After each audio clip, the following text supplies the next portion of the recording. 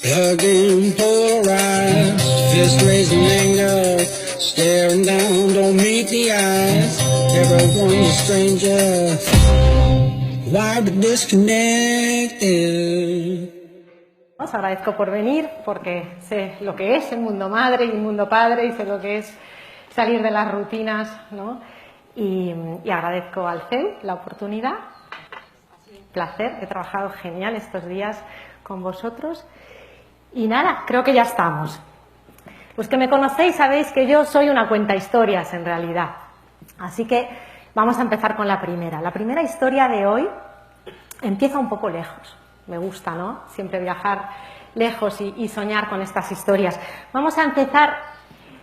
Fijaros, nos vamos a Kitten Valley. Kitten Valley es un pueblo pequeñísimo que está cerca de Nairobi, en Kenia. Para los que hayáis estado, Nairobi es, además de la ciudad que está creciendo más rápido en este momento en todo el mundo, sabéis que está pegada a lo que es el National Park, ¿no? El Nairobi National Park que todos los turistas quieren visitar porque está lleno de animales fantásticos. Y al lado vive Richard. Richard es un masái. Tiene un nombre occidental que le gusta usar en estas ocasiones porque en realidad su verdadero nombre masái es impronunciable y le gusta vestirse así, aunque nadie se viste así en su pueblo. Richard tiene un problema. Richard es ganadero. Fijaros, la cultura masái funciona así. Las madres están en la casa, la cocina, los niños. Los padres son los que se encargan de vender cabras y vacas, sobre todo manejan cabras y vacas. Y en realidad la gran responsabilidad, los que tienen que tirar adelante el ganado, son los niños. Y los niños pequeños, porque luego veremos que los jóvenes ya un poco mayores hacen otra cosa. Cada mañana Richard se levanta y va a pastar las ovejas y las vacas de su papá. El problema de los masái es el siguiente. El National Park está cercado, muy bien vallado, en toda la parte norte para impedir que tigres, leones, etcétera, lleguen a Nairobi, a la capital. Pero hay una parte que no pueden vallar, porque si vallan esa parte, ciertos animales no pueden emigrar y algunas razas de animales necesitan emigrar de vez en cuando lejos para poder sobrevivir. ¿Qué pasa? Que cuando emigran es cuando atraviesan el territorio masái y por la mañana Richard se levanta y alguna de sus vacas o alguna de sus cabras ya no está y ha sido comida. Tiene un problema y no sabe qué hacer. También tiene una pasión que todos en el poblado alucinan con ella porque es la electrónica, algo que su madre, fijaros, esta es la madre de Richard, os podéis imaginar, cuando su hijo le dice, yo mi tiempo libre quiero ir al basurero de Nairobi a buscar baterías y cables, la madre alucina. Dice, pero hijo, a mí me basta que al alba estás con las vacas, luego haz lo que quieras. Un día se enfadó mucho con Richard, porque la madre tenía una radio en la cabaña como un gran tesoro y Richard se la desmontó completamente. Pero luego Richard le dijo, es que no sabes lo que he aprendido de electrónica con tu radio. Y la madre se alegró, porque intuyó que había una pasión ahí, que ella no entendía, que a ella le superaba, pero que al niño le motivaba. Lo primero que hizo Richard para superar este problema de los leones fue probar con el fuego, ¿no? Es el clásico, la clásica solución. Por las noches, de vez en cuando se rumoreaba que estaban llegando los leones, se iba al ganado y encendía antorchas. Los leones son muy listos. En 2 días todos iban a casa de Richard porque decía por aquí, que se ven mejor, y parecía que casi los estaba colocando en su granja. Así que tuvo que cambiar idea. Él siguió para adelante y dijo, no pasa nada, algo se me ocurrirá. Y se le ocurrió hacer un espantapájaros. Pasó meses construyendo un espantapájaros, pidiendo retales a su madre, a las mujeres del pueblo, yendo a buscar paja. Hizo un espantapájaros fantástico y efectivamente los 2-3 primeros días los leones alucinaron. Dijeron, en este campo de noche hay humanos, vámonos. Y saltaban la casa de Richard. Y Richard contentísimo. ¿Qué pasa? Que al 4.º día los leones dijeron, esto no se mueve, porque es que son muy listos los leones. Y el 5.º día Richard encontró que el único toro que poseían ya no estaba y que el espantapájaro estaba destrozado. El tesón de Richard no tiene igual. Siguió probando y probando. Y decidió un día que si tenía un problema y una pasión, lo más lógico era unirlos. Así que empezó a investigar, volvió a abrir la radio de su madre, se fue al gran basurero electrónico de Nairobi, empezó a buscar componentes y se le ocurrió esto que veis aquí. Fijaros,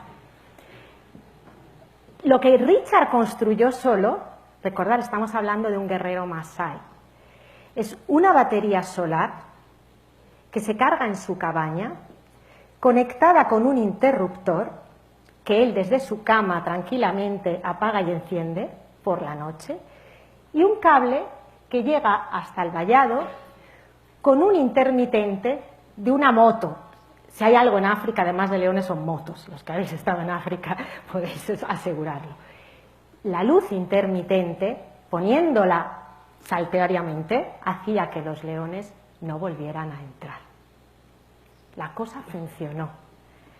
Funcionó tan bien que al día siguiente la abuela de Richard, fijaros, esta es la abuela de Richard, mirad la casa donde vive, le pidió que le construyera una.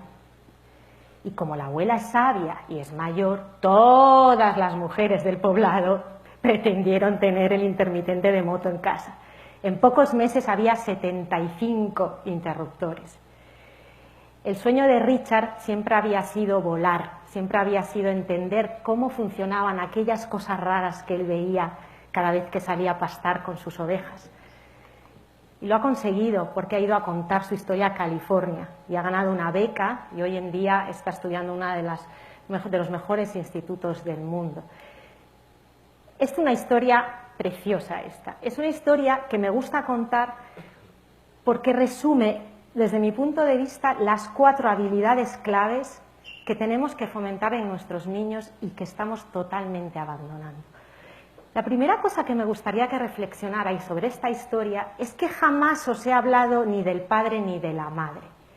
El problema de las vacas era un problema de Richard. Y en ningún momento se plantearon que como era un niño pequeño, él no tenía que estar lidiando con los leones. No, bueno, ya, habla con papá, a ver, vamos a hablar. No. En la cultura masái, su rol en la sociedad es cuidar de los leones. Ese es su problema. Pensar en nuestros niños ahora, pensar en los WhatsApps de clase, pensar en ese plural, ¿qué tenemos hoy de mates? El otro día oía en el conservatorio un padre de unos 50 y pico años diciendo ¿qué hay de cono? Y me daba casi grima. ¿En qué momento nos hemos apropiado de la vida de nuestros hijos? La autonomía y la independencia son claves. Porque gracias a la autonomía y a la independencia, yo construyo las bases de la resolución de los problemas. Si yo tengo un problema y me apropio de ese problema, yo voy a luchar para encontrar una solución. El problema es que este helicopter parenting que crece tanto en todos lados está haciendo de estos niños unos niños tiranos porque, mamá, corre a pedir la fotografía 12 del libro de mates que me he olvidado y me van a poner un 0, y unos niños que no van a ser capaces de sobrevivir en la sociedad que les espera. No tenemos ni idea del tipo de problemas que van a tener nuestros hijos de mayores. No tenemos ni idea. Podemos hacer previsiones, podemos pensar en ciertas competencias que van a ir de moda. ¿Cuántos de los que estáis aquí trabajáis en algo que no estudiasteis o que ni siquiera a lo mejor existía? Pensar en 25 años. Si no inculcamos ahora a nuestros hijos la capacidad de resolución de problemas, cuando lleguen al mundo adulto, a nosotros esos problemas nos van a superar y no vamos a poder ayudarles. Otra habilidad clave que demuestra la historia de Richard es la empatía. Fijaros, antes no os enseñé esta porque está descolocada, pero estos son los jóvenes masái. ¿Os acordáis que os decía al principio que son los niños los que se ocupan del ganado? Los jóvenes, durante una época, hasta que no forman una familia, forman un grupo que se llaman los moráns. Y los moráns, su único objetivo es matar los animales salvajes. Hay una época en la vida de un masái en la que todo lo que tienes que hacer es salir de noche y asegurarte de que no haya más leones, de que no haya más tigres. Esto a Richard le generaba horror, porque fijaros, en el 2005 quedaban 15.000 leones en Nairobi y en el 2015 quedaban 2.000. Richard sintió empatía por los leones, se dio cuenta de que los leones no lo hacían por maldad, de que querían sobrevivir. Ponerse en la piel del otro es otra habilidad clave que no estamos dejando hacer a nuestros hijos, porque nosotros nos estamos poniendo en la piel de ellos y de la de sus compañeros. Te llevas mal con tu amiguito, ya llamo yo a su madre. Tienes que hacer una fiesta o un trabajo, ya me pongo yo y te ayudo. Y poco a poco nuestros hijos no aprenden a ver el mundo con los ojos de otras personas. El problema es que nuestros hijos ya no van a ir a un puesto de trabajo y se van a quedar 40 años como nos pasó a nosotros, con esos compañeros que sí o sí acabas llevándote bien porque creces con ellos. Nuestros hijos van a estar 2 años en una multinacional, luego 6 meses en una startup, luego van a emprender algo y van a tener constantemente que meterse en la piel del otro rápidamente para poder trabajar y para poder salir adelante. Y es desde pequeñitos que tenemos que ayudarles. Y ya por último, la cosa clave de la historia de Richard es sin duda la capacidad de tesón y de no abandonar a pesar de los errores. Cualquiera de nuestros hijos al primer intento del fuego hubiera dicho: es que esto es muy difícil, que venga papá y busque algo, que venga un morán y me mate este león. Richard siguió. Nuestros hijos están creciendo en un mundo instantáneo, en un mundo en el que basta un clic, en un mundo en el que no se les deja frustrarse mínimamente. Llevamos a los hijos 2 horas en el coche a la casa de la abuela y el coche parece el Apolo 11, pantallas, iPads. No vaya a ser que la pobre Martina en 2 horas se aburra. Y van al pediatra y sacamos del bolso el iPhone, el juego y el quitapreguntas y el no sé qué. ¿En qué momento nosotros no lo pasamos pipa jugando a las gotas de lluvia que caían en las ventanas de los coches, contando las matrículas? Se nos dejó hacer y en el dejarnos hacer entendimos que las cosas llevan tiempo, que hay un proceso de espera y de paciencia para obtener un resultado. Si yo no entiendo el concepto del proceso, no me va a quedar claro que a lo largo de este proceso hay etapas feas, duras, complicadas, errores, equivocaciones. La tiranía de las redes sociales está metiendo a nuestros hijos en un mundo de perfeccionismo que hace que se crean que o todo es al 100% y perfecto o mejor no se hace. O tengo 3 meses para producir un cumpleaños a tema con las pajitas coordinadas con la super mega tarta para ponerlo en el Pinterest o no hago la fiesta. O puedo ponerle con escuadra y cartabón el lazo en el pelo a mi hija para que salga perfectamente alineado con el cuadrado del Instagram o no se peina. Los niños están creciendo en un perfeccionismo tal, ¿cómo van a tener ganas de equivocarse? ¿Cómo van a tener la naturalidad y la espontaneidad de probar y de hacer las cosas como hay que hacerlas al principio, pues como vienen, si nosotros mismos somos tiranos de este perfeccionismo? Cuando cuento estas historias así lejanas, ¿no? Una de las críticas es, claro, es que te vas lejos y ahí es fácil encontrar héroes. Y otra es, siempre hablas de familias, de padres y de madres. Y nunca hablo de los profes. Así que hoy quiero que hagáis otro viaje conmigo, donde el profesor es el verdadero héroe de la próxima historia. La historia siguiente que os voy a contar es la historia de esta chiquilla, Olivia Halliday. Es una chiquilla crecida en el Connecticut, en una realidad muchísimo más acomodada, nada que ver con Richard, una chiquilla crecida con la obsesión de la natación. A tal punto, sabéis cómo es el sistema del deporte en Estados Unidos, que sus padres empezaron un poco a preocupar de la falta de empatía.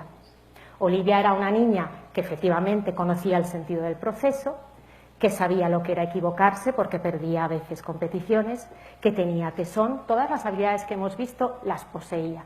Le faltaba la empatía, porque crecía en un mundo muy competitivo, de muchísimo, ¿no? El mundo del deporte no ayuda precisamente a ponerte en el lugar del otro. Así que un día los padres decidieron que un día a la semana Olivia tenía que pasar la tarde en la consulta del médico de su abuelo. Su abuelo era el médico del pueblo y todas las semanas Olivia iba allí y tenía que entretener y tratar con cariño a los que allí estaban esperando. Leía cuentos a los niños, contaba cosas a los abuelos, les acompañaba de aquí para allá. Poco a poco la empatía efectivamente fue creciendo en ella. Y lo que es mejor, fue creciendo en ella también el amor por la ciencia. Veía que para toda esta gente del pueblo el abuelo era el dios, y veía lo contentos que salían, veía la diferencia entre cómo entraban y cómo salían. Decía, yo quiero hacer eso. Y en esas estaba Olivia cuando sucedió la terrible crisis del ébola. Olivia esa tarde se entera por los medios de comunicación de que el ébola es tremendo, de que no hay ninguna cura, de que no hay ninguna vacuna, y dices, no puede ser.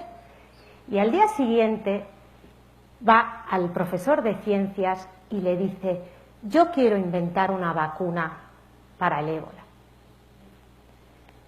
Lo normal que hubiera sido que el profesor le dijera, mira Olivia, mete una lentejita en un vaso y hacemos un experimento, o haz el volcán este con el bicarbonato de soda y no te preocupes, ¿no? Que le hablara de currículum, que le hablara de que eso no estaba ni en la unidad 12, ni 13, ni 14. Este profesor no. Este profesor le dijo, vale, ok, ponte. Así que Olivia se fue a su casa y se puso a investigar. Lo tienen tan fácil los niños de hoy, ¿verdad? Cuando tienen pasión y ganas, allí se puso en internet, empezó a buscar. ¿Qué pasa? Que encontró un montón de problemas, ya os podéis imaginar, ya no solo de conocimiento que le superaba, sino también, por ejemplo, de materiales. Para encontrar una vacuna hay que experimentar con toda una serie de elementos químicos que Olivia no podía comprar en eBay, ni podía comprar por internet. Pero involucró a su profe, y su profe involucró a su abuelo, que sí era médico y sí podía comprar componentes químicos. Y poco a poco, todo el entourage alrededor de Olivia se empezó a mover, empezando por su profe de ciencias, que intuyó que esta niña no estaba bromeando, que sus ganas eran muchas y que quería cambiar el mundo. Empezó a ir a las 5 de la mañana todos los días con este profesor en coche hasta la Universidad de Tufts, porque necesitaba una cortadora láser para empezar a probar ciertas cosas que tenía en la cabeza, y volvían en tiempo a las 9 de la mañana de estar él enseñando y ella dando clases. Y la encontró. La vacuna que se está utilizando en estos momentos en África, y que probablemente alguien que rodea al mundo de Richard acabará usando, la ha inventado Olivia. Ha ganado la feria el año pasado de Google Science, se presentaron miles de científicos de todo el mundo, y con solo 16 añitos ha inventado una vacuna que la particularidad que tiene es que no necesita refrigeración, con lo cual puede llevarse a África fácilmente, funciona de manera visual como los test del embarazo, con lo cual las personas analfabetas africanas pueden utilizarla. Ha sido un bombazo. Y todo fue porque el profesor creó en ella. Cuando oímos estas historias, decimos, uy, a mí me pasa algo, y es que yo quiero que mi hija pruebe, o mi hijo, yo quiero que se equivoque. Lo que más me cuesta es encontrar el talento de mis hijos. No sé para lo que valen, porque les inculcamos ciertas 8, 9, 10 materias, después del cole no tenemos mucha imaginación y siguen haciendo ballet y judo, algunos fútbol, ahora hay robótica, poco más. Y yo digo, déjale que pruebe, aunque te supere, como a la madre de Richard, aunque sean cosas ajenas y alienas a ti. Hoy en día debemos dejar, como decía Bárbara, dejar de informar y empezar a formar, dejar de hablar tanto y empezar a escuchar, dejar de hacer por ellos y empezar a hacer menos.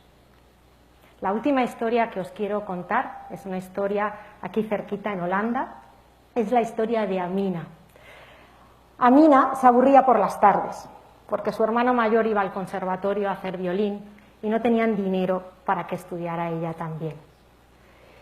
Y su madre le dijo una frase que puede parecer de madre, mala madre, que fue, búscate la vida. Si encuentras algo que te apasione, arréglatelas. Yo no te puedo ayudar, yo no te puedo llevar a un profesor, busca algo.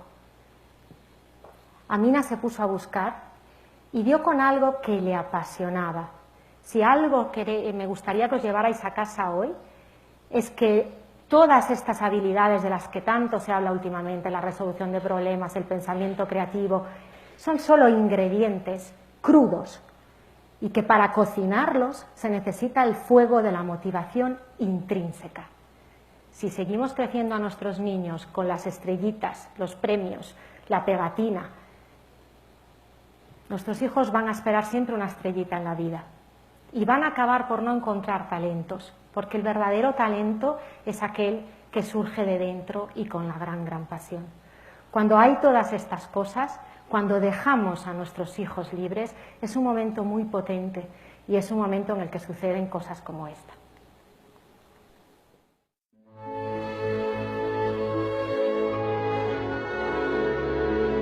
I'm Amira Willighagen. I'm from Nijmegen, that's in Holland, and I've learned to sing opera from YouTube.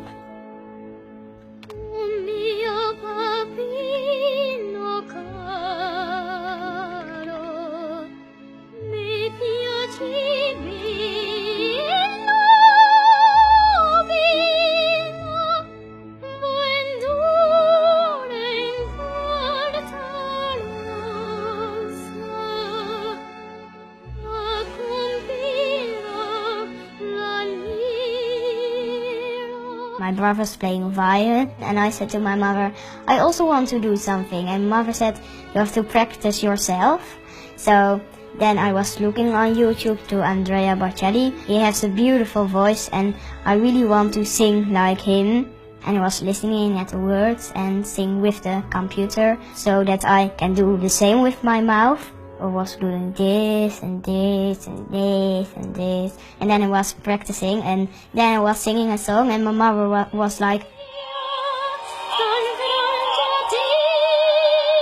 the important thing to sing opera is that you like it, because if you don't like it, then it's not fun.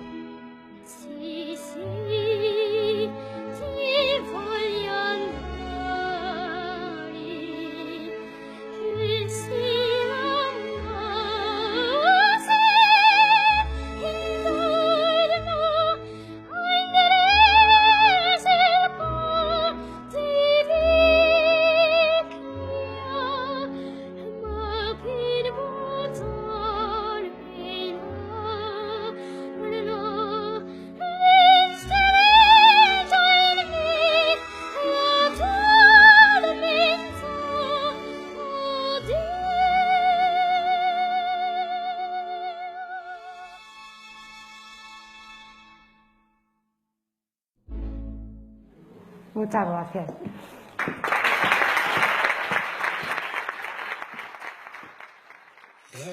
Si te ha gustado el vídeo, aquí tienes otro y no te olvides de compartirlo con la vecina, la cuñada, la prima y la hermana y de suscribirte al canal para que podamos cada semana seguir produciendo más.